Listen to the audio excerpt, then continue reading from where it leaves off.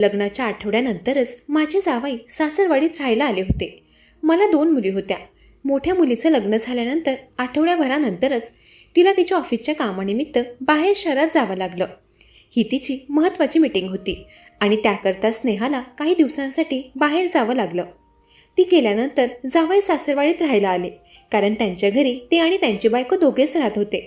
स्नेहा बाहेर शहरात गेल्यानंतर जावयाची खाण्यापिण्याची व्यवस्था ठेवायला त्यांच्या घरी कोणीही नव्हतं. त्यात त्यांना बाहेरचं जेवण आवडत नव्हतं. म्हणूनच त्यांची बायको बाहेर गेल्यानंतर ते सासरवाडीत आले. मला 2 मुली होत्या. स्नेहाची लहान बहीण आता कॉलेजच्या शेवटच्या वर्षाला होती. जावाई घरी आल्यापासून मी माझ्या लहान मुलीची कीर्तीची खोली गरजेमुळे जावायला झोपायला दिली होती. कीर्ती माझ्या खोलीत झोपत होती. एके दिवशी जावाई मला कीर्तीसोबत हसत खेळत संवाद साधताना दिसले. मी समजले की ते आपल्या मेहुणीसोबत मजाक मस्ती करत आहेत, त्यामुळे मी त्यांच्या वागण्याकडे जास्त लक्ष दिलं नाही. पण मला तेव्हाही माहिती नव्हतं की लग्नानंतर त्यांच्यात काही वैयक्तिक तणाव निर्माण झाले होते. असो, कीर्ती तर हळूहळू तिच्या अभ्यासात व्यस्त झाली. तिने तिच्या जिजूंपासून थोडं अंतर ठेवायला सुरुवात केली. त्यानंतर जावयाच्या गप्पा गोष्टी माझ्याकडे वळल्या. मी वयाच्या 45मध्येही दिसायला व्यवस्थित होते.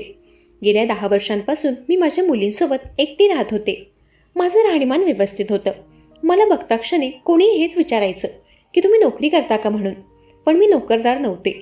मी तर गृहउद्योगातून थोडंफार कमाई करायचे आणि त्यातच आमच्या घराचा उदरनिर्वाह चालायचा. आता मोठ्या मुलीचं लग्न झालं तेव्हापासून माझी एक जबाबदारी कमी झाली होती असं मी समजत होते. पण तसं काही नसून खरं तर पुढे माझी चिंता अजूनच वाढणार होती आणि याची मला कल्पना नव्हती. माझ्या जावयाचं नाव सतीश होतं. जावाई बोलायला मोकळे होते. घरी आल्यापासून असं वाटतच नव्हतं की ते आमच्यासोबत राहत आहेत. ते कुठल्याही गोष्टीत जास्त मानपान घेत नसत. एकदा कीर्तीची मैत्रीण काही दिवसांसाठी आमच्या घरी आली होती. कीर्तीने मला सांगितलं की आई, काही दिवसांसाठी मला माझी खोली हवी आहे. मी माझ्या मैत्रिणीला हॉलमध्ये झोपवू शकत नाही. तू काही दिवस जिजूंना हॉलमध्ये झोपायला सांग, नाहीतर तुझी खोली त्यांना दे. मी जावयाचा अनादर करू शकत नव्हते, म्हणून मी हळूहळू जावयाला माझी खोली राहायला दिली. दुसऱ्या दिवशी रात्री जावई म्हणाले, सासूबाई, तुम्ही आजपासून तुमच्या खोलीत झोपू शकतात. मला खोली वाटून घेण्यात काही हरकत नाही. उन्हाळ्याचे दिवस होते. हॉलमध्ये AC नव्हता, त्यामुळे हॉलमध्ये झोपणं कठीण होतं. म्हणून त्या रात्री मी जावयासोबत माझी खोली वाटली. रात्री मी सुरक्षित अंतर राखून झोपले. त्या रात्री काहीतरी अपरित घडलं, परंतु नीट काही लक्षात आलं नाही. दुसऱ्या दिवशी संध्याकाळी ऑफिसमधून घरी येताच जावई किचनमध्ये आले. त्यांना पाहून मी म्हणाले, तुम्ही घरी आलात हे मला माहीतच नाही. मी लगेचच चहा घेऊन येते. जावई म्हणाले, सासूबाई, चहा वगैरे नको. मी तुम्हाला माझ्यासोबत घेऊन जायला आलो आहे. मी विचारले, आपल्याला कुठे जायचं आहे? ते म्हणाले, व्यायाम करायला. त्यावर मी म्हणाले, मला व्यायामाची गरज नाही. घरच्या कामातच माझा नकळत बराचसा व्यायाम होतो. मी फिट आहे. परंतु जावई म्हणाले की थोडं व्यायाम करणं फायदेशीर ठरेल. त्यांनी आरशासमोर नेऊन दर्शवून दिलं की मी किती थकलेली दिसते हे दाखवण्याचा प्रयत्न केला. त्यांच्या समजावण्याने मी समजले आणि मी व्यायाम करायला होकार भरला. त्यानंतर त्यांनी मला व्यायामाच्या काही सोप्या बेसिक स्टेप्स दाखवल्या. जावई उत्तमरित्या मार्गदर्शन करत होते. मी प्रयत्न केला, पण काही गोष्टींवर लक्ष केंद्रित करणे कठीण होतं. व्यायाम झाल्यावर मी फ्रेश होण्यासाठी गेले. त्यानंतर काही वेळातच मला स्नेहाचा फोन आला. मी स्नेहाला व्यायामाबद्दल सांगितलं, तर ती म्हणाली की तू माझ्या सतीशची व्यायामासाठी सोबती झालीस तर त्यालाही तेवढीच सांगत मिळेल. एरवी त्याला माझ्यासोबत व्यायाम करायची सवय होती. आता काही दिवस तू त्याची जिम पार्टनर हो. मुलीच्या बोलण्यामुळे मी सतीशच्या मार्गदर्शनाखाली व्यायाम सुरू केला. पुढे 2 दिवसांनंतर रात्री मला जाग आली. पाणी प्यायला जात असताना मला कीर्तीच्या खोलीचा दरवाजा उघडा दिसला. तिथे जावई होते. कीर्ती व तिच्या मैत्रिणीबाबत काही गैरसमज झाले होते. कीर्तीने तिच्या मैत्रिणीसमोर तिच्या जिजूंची मस्करी उडवली होती. तेव्हा मी जावयाला समजावलं. ते तर तिथून निघून गेले. मी नंतर वातावरण सांभाळण्याचा प्रयत्न केला. कीर्तीला कुठे कोणाशी कशी मस्करी करायची याची अजून फारशी समज नव्हती. त्यामुळे मी जावयाला त्यांच्या खोलीत जायला सांगितलं. ते जाताच मी तिला खडेबोल सुनावले. तेव्हा ती मला खोली बाहेर घेऊन आली आणि म्हणाली, आई, मी जिजूंची मस्करी करत होते हे तुला दिसलं, पण त्यांची विचित्र वागणूक तुला अजून लक्षात आलेली नाही. मला काहीतरी बरोबर वाटत नाही. आज ते माझ्या मैत्रिणीकडेही वेगळ्याच नजरेने बघत होते. म्हणून मी आणि माझ्या मैत्रिणीने त्यांना समजण्यासाठी थोडी मस्करी केली. मला नाही वाटत की यात माझी काही चूक आहे. ती पुढे म्हणाली, तू जिजूंच्या गोड बोलण्यात येऊ नकोस. काल ते मला म्हणत होते, तू फार बारीक आहेस.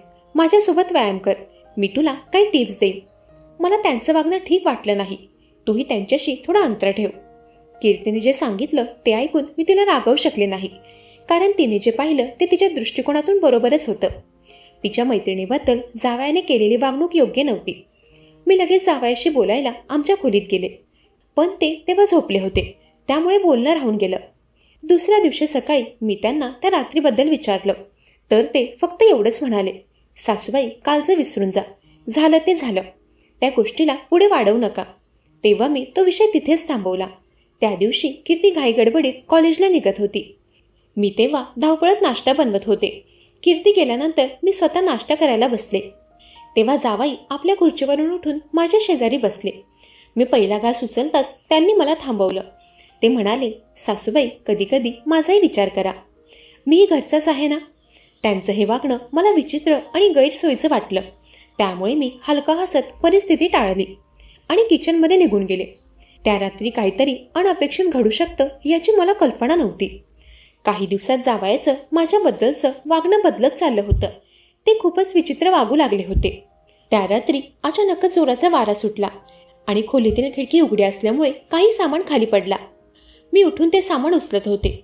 खिडकीजवळ उभं राहिल्यानंतर अचानक जावाई आले. मी थोडी दचकले. त्यांनी मला शांतपणे समजावण्याचा प्रयत्न केला. जावाई म्हणाले, सासूबाई व्यायामाचा फायदा दिसतोय, तुम्ही बऱ्यापैकी फिट दिसताय.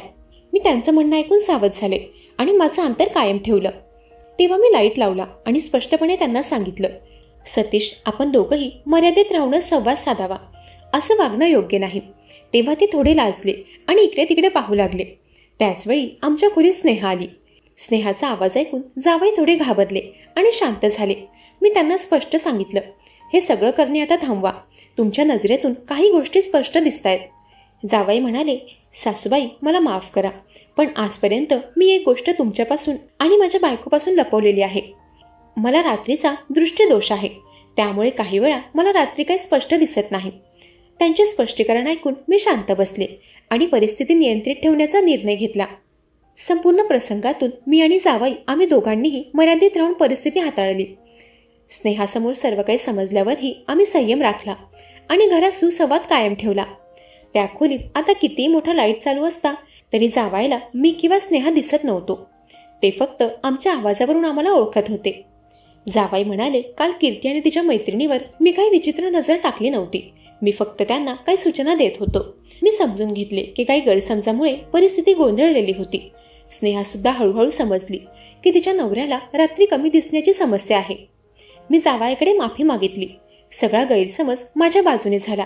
तुम्ही फक्त माझी काळजी घेत होतात आणि मला व्यायामासाठी प्रोत्साहित केलं, बाकी काही नव्हतं. जावयाने सांगितलं, हो मी तुम्हाला व्यायामासाठी सांगत होतो, कारण हे तुमच्या आरोग्यासाठी आवश्यक आहे. मी समजून घेतले की रात्रीचे काही प्रसंग फक्त गैरसमजावर आधारित होते. कीर्तीला देखील समजावून सांगितले की जिजू काही चुकीचं करत नाहीत आणि सर्व काही फक्त काळजी घेण्याच्या उद्देशाने होत होते. त्या दिवशी सगळे गैरसमज दूर झाले आणि घरातील वातावरण शांत आणि समजूतदार बनले. मी आणि जावाई दोघेही सुरक्षितपणे संवाद साधत राहिलो आणि कीर्तीसुद्धा हळूहळू समजूतदार झाली. मंडळी, कशी वाटली ही कथा? ऐकत